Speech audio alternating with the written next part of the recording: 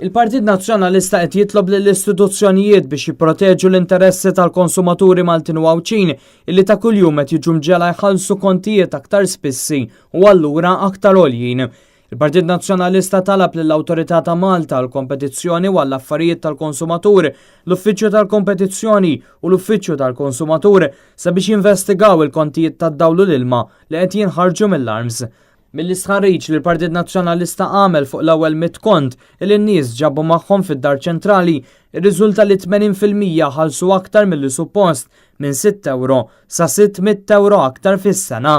L-istatistika Ewropea tal-Eurostat ukoll ikkonfermat li n-nies qed iħallsu aktar għall-enerġija bżieda ta' 7.1%.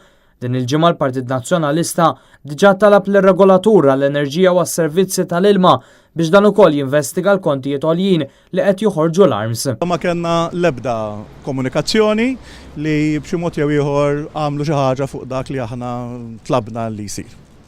Il-Partit Nazzjonalista jemmen illi f'soċjetà li jimpurta il-konsumaturi iħallsu għad-dawl u l-ilma li jikkonsmaw mingħajr ma jispiċċaw jinsterqu u għalhekk kompla jistieden aktar nies jieħdu l-kontijiet tagħhom ta' sena fid-Dar Ċentrali. L-ittra l-istituzzjonijiet ġiet ippreżentata mill-Viċi Kap għall-ħidma fil-Parlament David Aġus li kien akkumpanjat mill-kelliema tal-Oppożizzjoni għad-drittijiet taċ-ċittadin Claudette Buttigieg, il-President tal-Eżekuttiv l-Inġinier Mark Antony Sammut, il-kandidat l-Avukat Angelo Micallef u s-soċjologu Michael Briguglio.